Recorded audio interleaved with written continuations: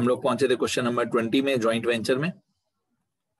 Joint venture में question 20 में बाकी सारी बातें सॉल्व हो गई थी, सिर्फ ये जो फिफ्थ एडजस्टमेंट है, gift articles worth ₹5,000 and 8,000 remain unsold. Mayank and Palak agreed to purchase them at a price equivalent to cost plus percentage of gross profit on sales. सिर्फ ये पॉइंट हमारी बाकी थी। इसका भी कैलकुलेशन मैंने स्टार्ट कर दिया था वर्किंग नोट्स में। कैलकुलेशन इसका स्टार्ट कर दिया था कि कितने के गुड्स बेचे और कितने में बेचे। तो हम लोगों ने 1,87,000 के गुड्स 2,23,000 में बेचे थे। अब इसमें प्रॉफिट फाइंड आउट करने की जरूरत नहीं है। वैसे अगर आप 2,23,000 में दे 1,87,000 माइनस कर दोगे, 223 माइनस 187, तो वैसे प्रॉफिट आ जाएगा। फिर प्रॉफिट का परसेंटेज वगैरह भी सब कुछ आ जाएगा, लेकिन इतना टाइम वेस्ट करने की जरूरत नहीं है। ये हमारा कॉग्स हुआ, कितने के गुड्स बेचे, ये हमारा सेलिंग प्राइस हुआ, कितने में बेचे। अब हम लोग क्या करेंगे, मयूर लेके गया 5,000 रुपए के गुड्स, तो उसका सेलिंग प्राइस फाइंड आउट करेंगे। मयूर 5,000 रुपए के गुड्स लेके गया, तो मैं ऐसे बोलूंगा, goods taken by Mayur. Goods taken by Mayur, एक साइड कॉग्स और एक साइड सेलिंग प्राइस। तो 1,87,000 के गुड्स हमने बेचे, कितने में बेचे, 2,23,000 में बेचे। तो हम लोगों ने 1,87,000 के टोटल गुड्स सेल किए थे 2,23,000 में। उसमें से 5,000 रुपए के गुड्स मयूर लेके गया। तो अगर 1,87,000 का सेलिंग प्राइस 2,23,000 है, तो 5,000 का सेलिंग प्राइस कितना होगा। इस तरीके से क्रॉस मल्टीप्लाई करेंगे, इस तरीके से क्रॉस मल्टीप्लाई करेंगे तो हमारा आंसर आ जाएगा। हम लोग यहां पे क्रॉस मल्टीप्लाई करेंगे कि 1,87,000 के सामने 2,23,000, तो 5,000 के सामने कितना। तो हमारा एक सेलिंग प्राइस आएगा यहाँ पे equal to 5,000 multiply by 2,23,000 divided by 1,87,000।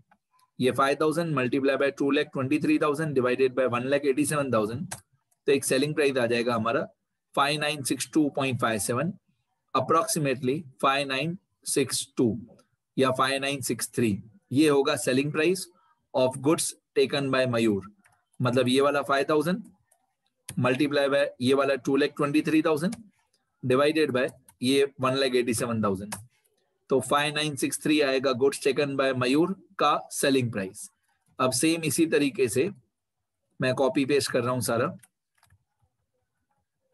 Same इसी तरीके से गुड्स टेकन बाय पलक, दूसरे पार्टनर का नाम पलक है, एक बार मैं कंफर्म करूं, मयूर और पलक, सही है। अब गुड्स टेकन बाय पलक, उसका सेलिंग प्राइस कैसे निकालेंगे, सेम इसी तरीके से निकालेंगे कि 1,87,000 रुपीज कॉग्स है, कॉग्स मतलब कॉस्ट ऑफ गुड्स सोल्ड, उसके सामने 2,23,000 सेलिंग प्राइस है। अब पलक जो गुड्स लेके गई वो 8,000 रुपीज के लेके गई। ये अमाउंट ऑटोमेटिकली चेंज हो जाएगा, जैसे ही मैं एंटर दबाऊंगा ये अमाउंट चेंज हो जाएगा। ये हो गया 9540, क्योंकि मैंने फॉर्मूला लगाया है, ये 8,000 मल्टीप्लाई बाय 2,23,000 डिवाइडेड बाय 1,87,000। तो यहाँ पे आप देखोगे फॉर्मूला लगाया हुआ है 8,000 मल्टीप्लाई बाय 2,23,000 डिवाइडेड बाय 1,87,000, तो ये सेलिंग प्राइस आ गया 9540। अब ये दो अमाउंट याद कर लो, 5,963 और 9540। इन दोनों के 5,963 के भी 3 इफेक्ट्स मैं बताऊंगा और 9540 के भी 3 इफेक्ट्स मैं बताऊंगा, ठीक है। बेसिकली मेरे को ये सिखाना था कि ये कॉग्स और टोटल सेल्स, ये टोटल सेल्स हुआ, ये कैलकुलेशन मेरे को बताना था, ठीक है। और ये कैलकुलेशन कब करते हैं, मैं सेंटेंस बता देता हूं। जब ऐसा सेंटेंस दिया हो, Mayur and Palak agree to purchase them at a equivalent at a price equivalent to cost plus percentage of gross profit on sales। Joint venture chapter में ये पॉइंट बहुत बार यूनिवर्सिटी एग्जाम में आती है, तो ये पॉइंट अच्छी तरह से पढ़ना, अच्छी तरह से इसका कैलकुलेशन देखना। ये कैलकुलेशन आपको करने आना चाहिए, कॉग्स और सेलिंग प्राइस। हिंदी में कितने के गुड्स बेचे, कितने में बेचे, ऑफ और फॉर, ठीक है, ये कैलकुलेशन आप लोगों को करने आनी चाहिए। अब मयूर जो गुड्स लेके गया उनकी सेलिंग प्राइस है 5963। ये 5963 में क्या करेंगे, इफेक्ट्स, 3 इफेक्ट्स 5963 के। पहली बात तो ये जॉइंट वेंचर के लिए सेल है, ये 5963 जो है ये जॉइंट वेंचर के लिए सेल है, ठीक है। अब सुनना ध्यान से, मयूर की बुक्स में क्या लिखेंगे, मयूर की बुक्स में लिखेंगे, आपको अगर इजी भाषा में लिखना हो तो बाय गुड्स टेकन ओवर, अगर इजी भाषा में लिखना हो तो बाय गुड्स टेकन ओवर, ठीक है। और सही परफेक्ट मीनिंग के साथ लिखना हो, सुनना ध्यान से, तो बाय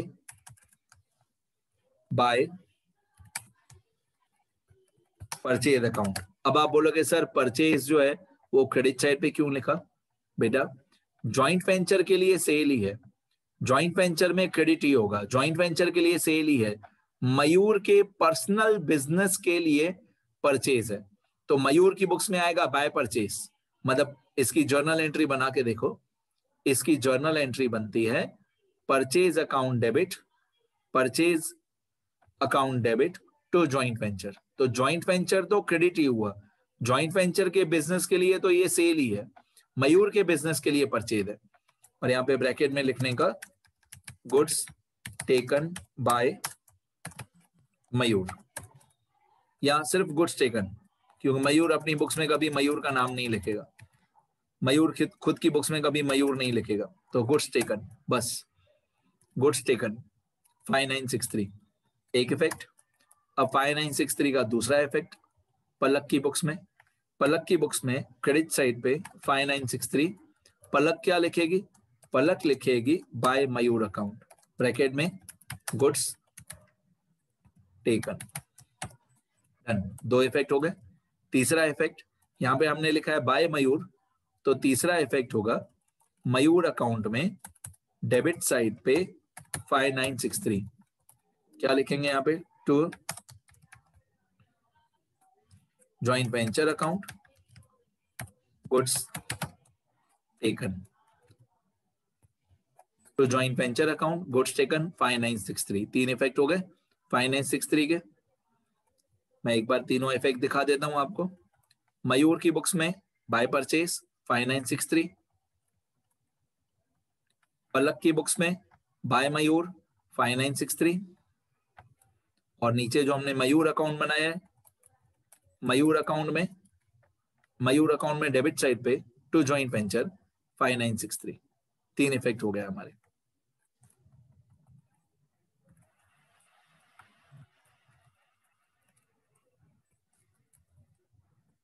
चलो आगे नेक्स्ट पॉइंट। हाँ, उसी तरीके से कुछ गुड्स ऐसे भी हैं जो पलक लेके गई। अब पलक ये गुड्स लेके गई है कितने में, 9540 में, पलक गुड्स लेके गई 9540 रुपीज में। तो पलक जो गुड्स लेके गई उसके 3 इफेक्ट होंगे, 9540 मयूर की बुक्स में आएगा क्रेडिट साइड पे बाय पलक अकाउंट, गुड्स टेकन यहाँ पे होगा क्रेडिट बाय पलक अकाउंट। यहाँ पे क्रेडिट क्यों हुआ, क्योंकि जॉइंट वेंचर के लिए तो ये सेल ही है, जॉइंट वेंचर बिजनेस के लिए सेल ही है। 9540 यहाँ पे होगा क्रेडिट, इसके नीचे जो पलक अकाउंट है इसमें होगा डेबिट 9540, इसमें क्या लिखेंगे, to joint venture account bracket में गुड्स टेकन, ब्रैकेट में goods taken to joint venture account bracket में गुड्स टेकन 9540, ठीक है। 2 इफेक्ट हो गए। तीसरा इफेक्ट पलक की बुक्स में होगा, इन द बुक्स ऑफ पलक, यहाँ पे क्रेडिट साइड पे आएगा 9540 पलक की बुक्स में आएगा by purchase account goods taken, क्योंकि जॉइंट वेंचर के लिए सेल है लेकिन पलक के पर्सनल बिजनेस के लिए परचेज है, तो जॉइंट वेंचर में तो क्रेडिट होगा ही, पर लिखेंगे क्या पर्टिकुलर्स में, बाय परचेज। 3 इफेक्ट हो गए। एक मयूर की बुक्स में यहाँ पे, एक मयूर की बुक्स में क्रेडिट, यहाँ पे होगा क्रेडिट, तो नीचे जो हमने पलक अकाउंट बनाए उसमें डेबिट। दो इफेक्ट। तीसरा इफेक्ट, पलक की बुक्स में क्रेडिट साइड पे, पलक की बुक्स में क्रेडिट साइड पे बाय परचेज 9540। तीन इफेक्ट हो गए। Okay, done everything. मैं एक बार चेक करूंगा कि कोई एंट्री हमारी रह नहीं गई हो।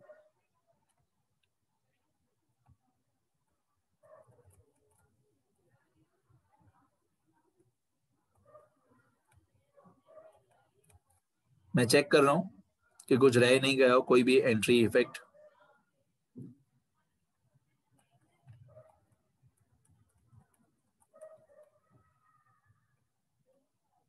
बस कोई भी एंट्री हमारी बाकी नहीं है, सब हो गया। अब हम बैलेंस करेंगे। ये टोटल का फॉर्मूला मैंने पहले से ही लगाया हुआ है, तो ये क्रेडिट का टोटल है, ये क्रेडिट का टोटल है 238503। ये डेबिट का टोटल है 217000। अब यहाँ पे डिफरेंस आ जाएगा हमारा 238,503 माइनस 217000। तो ये क्रेडिट का टोटल है 238503, ये डेबिट का टोटल है 217000, डिफरेंस 21503। इसको मैं लिखूंगा इसको मैं जो मयूर का प्रॉफिट है, मयूर के प्रॉफिट के लिए लिखूंगा मैं टू पीएनएल अकाउंट। मयूर के प्रॉफिट के लिए to profit and loss account, Mayur के प्रॉफिट के लिए, और पलक के प्रॉफिट के लिए टू पलक अकाउंट। ठीक है। अब ये जो 21503 है, इसको मल्टीप्लाई बाय 3 डिवाइड बाय 5, तो मयूर का शेयर आ जाएगा 21503 मल्टीप्लाई बाय 3 बाय 5 और 21503 मल्टीप्लाई बाय 2 बाय 5, 12902 और 8601। ये दोनों का शेयर ऑफ प्रॉफिट आ गया। ये पीएनएल रेशियो क्वेश्चन में दिया हुआ था 3:2, तो जितना प्रॉफिट आया उसका 3/5 और 2/5 कर दिया। इसके भी टोटल 3 इफेक्ट होंगे। 12902 जो है टू पीएनएल, उसका दूसरा इफेक्ट नहीं होगा, टू पीएनएल का दूसरा इफेक्ट नहीं होगा, और ये जो 8601 है इसका दूसरा इफेक्ट होगा। हमने नीचे पलक अकाउंट बनाया, पलक अकाउंट में क्रेडिट साइड पे 8601, यहाँ पे पलक अकाउंट में क्रेडिट साइड पे 8601 क्या लिखेंगे इधर, by joint venture account, bracket में प्रॉफिट या share of profit 8601। Done, 3 effect हो गए। तो मयूर खुद के प्रॉफिट के लिए लिखेगा टू पीएनएल और पलक के प्रॉफिट के लिए टू पलक, और दूसरा इफेक्ट हो जाएगा पलक में credit side by joint venture. Total 3 effect हो गए। अभी इसी तरीके से पूरा जॉइंट वेंचर अकाउंट, दोनों पेजेस पे जॉइंट वेंचर अकाउंट पूरा सेम है, अमाउंट सारी सेम है, अमाउंट सारी सेम है, पर्टिकुलर्स का कॉलम अलग है। अभी पलक की बुक्स में भी सेम, क्रेडिट का टोटल वही है 238,503, डेबिट का टोटल 2,17,000। तो डिफरेंस आ जाएगा यहाँ पे 238,503 माइनस 2,17,000, तो डिफरेंस सेम ही है 21503 सब सेम ही है। अब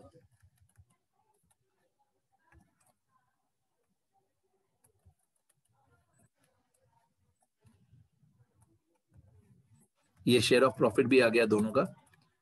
अब पलक जो है उसकी बुक्स में मयूर के शेयर ऑफ प्रॉफिट के लिए टू मयूर अकाउंट, और पलक खुद के प्रॉफिट के लिए लिखेगी टू पीएनएल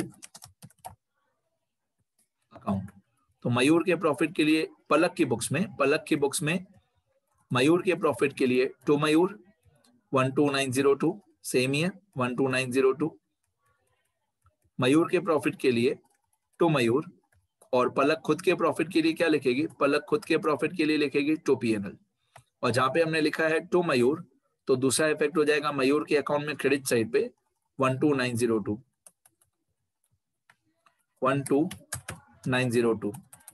क्या लिखेंगे, by joint venture account bracket में profit, by joint venture account bracket में प्रॉफिट 12902। ठीक है। अब हम लोग यहाँ पे डिफरेंस फाइंड आउट करेंगे कि डिफरेंस कितना आ रहा है। ये जो नीचे वाले दो अकाउंट्स हैं, इन दोनों अकाउंट्स में डिफरेंस फाइंड आउट करेंगे। तो ये है Palak account, obviously Palak account in the books of Mayur, ये पलक अकाउंट है। तो पहले इसका डिफरेंस निकालते हैं। ये क्रेडिट का टोटल है 135101, ये डेबिट का टोटल है 99540। द डिफरेंस 135101 माइनस 99540, 135101 माइनस 99540, तो डिफरेंस आ रहा है 35561। क्वेश्चन में कुछ बताया हुआ नहीं है कि अकाउंट सेटल कर दिया कि नहीं सेटल किया।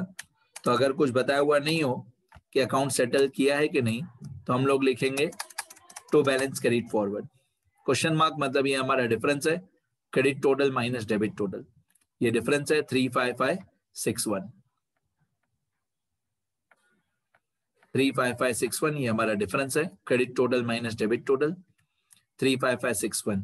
अब ये जो डिफरेंस आया 35561, सेम यही डिफरेंस आना चाहिए इस अकाउंट में। इस अकाउंट में मतलब मयूर अकाउंट में, ऑब्वियसली ये मयूर अकाउंट है इन the books of Palak, difference same आना चाहिए, चाहे सारी अमाउंट्स अलग हैं। सारी अमाउंट्स पलक अकाउंट और मयूर अकाउंट में सारी अमाउंट्स अलग है, पर डिफरेंस 35561 सेम आना चाहिए। इसमें डेबिट का टोटल बड़ा है और ये क्रेडिट का टोटल छोटा है, तो डिफरेंस आएगा यहाँ पे क्रेडिट साइड। डिफरेंस में 263963, ये 263963, 263963, 263963 माइनस 228402, 228402, तो डिफरेंस 35561 सेम आया। इसको मैं बोलूंगा by balance carried forward. By balance carried forward, ये डिफरेंस जो आया बाय बैलेंस कैरीड फॉरवर्ड 35561, इस अकाउंट में क्रेडिट साइड पे आया 35561, और पहले पेज पे यही डिफरेंस 35561 डेबिट साइड पे आया। मतलब एक आदमी के लिए जितना पैसा देना बाकी है उतना ही पैसा दूसरे आदमी के लिए लेना बाकी है। तो ये डिफरेंस अमाउंट सेम आनी चाहिए ऑपोजिट साइड पे।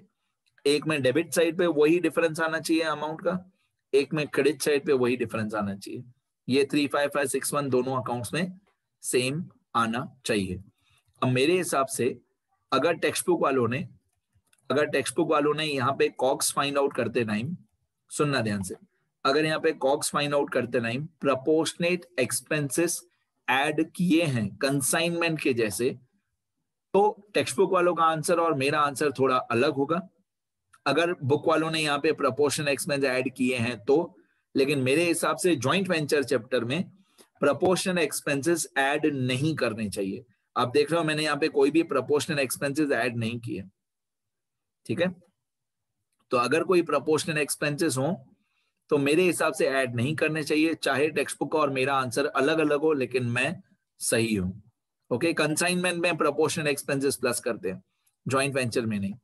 दूसरा एक नोट में यहाँ पे और भी लिख देता हूं, एक नोट, अगर कभी भी GGOTS हो, GGOTS मतलब goods gone other than sales, तो वो यहाँ पे माइनस कर देना। इस क्वेश्चन में नहीं था इसलिए मैं -0 लिख रहा हूं, लेकिन अगर कभी भी GGOTS हो तो माइनस कर देना। GGOTS मतलब इस क्वेश्चन में नहीं था।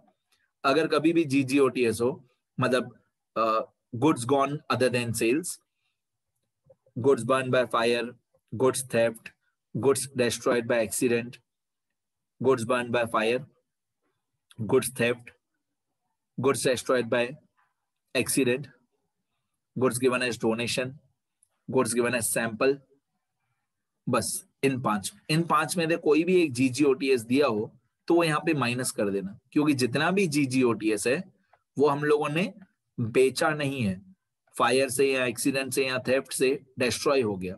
तो अगर कोई GGOTS हो तो यहाँ पे लेस कर देना। इस क्वेश्चन में नहीं था, बट मैं एज अ फॉर्मेट आपको सिखा रहा हूँ कि GGOTS हो, goods gone other than sales, fire, theft, accident, तो वो गुड्स यहाँ पे माइनस कर देना, तो आपका कॉग्स और कम हो जाएगा, ठीक है। ये 2 लाख और 0 है, कितने के गुड्स खरीदे। ये 5000 और 8000 है, कितने गुड्स पलक और मयूर लेके गए। ये 0 है, GGOTS माइनस कर देना, फिर आपका कॉग्स आएगा, फिर आगे की कैलकुलेशन इसी तरीके से करनी है। ठीक है, अगर GGOTS होगा तो ये कॉग्स और भी कम हो जाएगा। चलो अभी एक बार मैं सारा आंसर दिखा दूंगा स्टार्टिंग से, और चाहे मेरा और टेक्स्ट बुक का आंसर अलग अलग हो, लेकिन मैं सही हूं। अब मैं पूरा आंसर एक बार स्क्रॉल कर देता हूं। ये मेथड का नाम 1B। यहाँ पे वीडियो पॉज करके पहले इतना लिखना शुरू करना, जो लोग रिकॉर्डेड लेक्चर देखेंगे।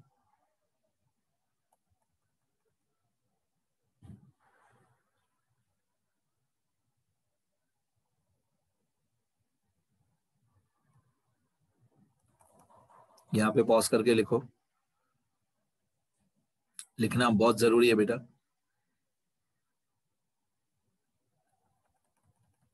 फिर ये लिखो पॉज करके,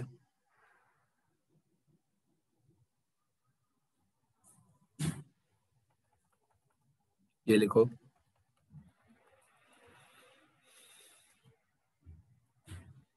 इसके बाद इन द बुक्स ऑफ पलक पूछा नहीं था, फिर भी लिख लेना चाहिए। अभी एग्जाम में नहीं पूछा हो तो नहीं लिखना, बट अभी आपकी नोटबुक में लिखना पक्का।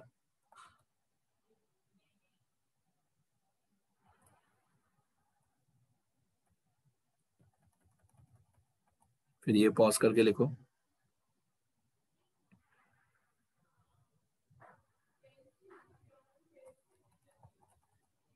ये लिखो,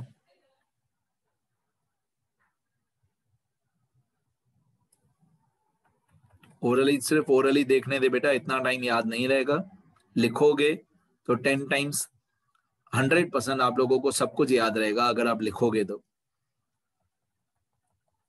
हर लेक्चर में मैं कम से कम 100 बार बोलता हूं लिखो, लिखने से ही याद रहेगा।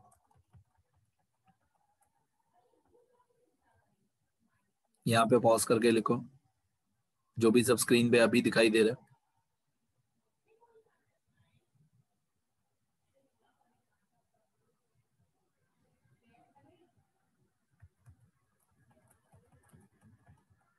ये लिखो,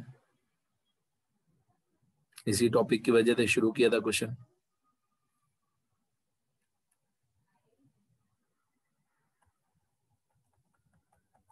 फिर ये लिखो लास्ट, बस कंप्लीट हो गया। ठीक है,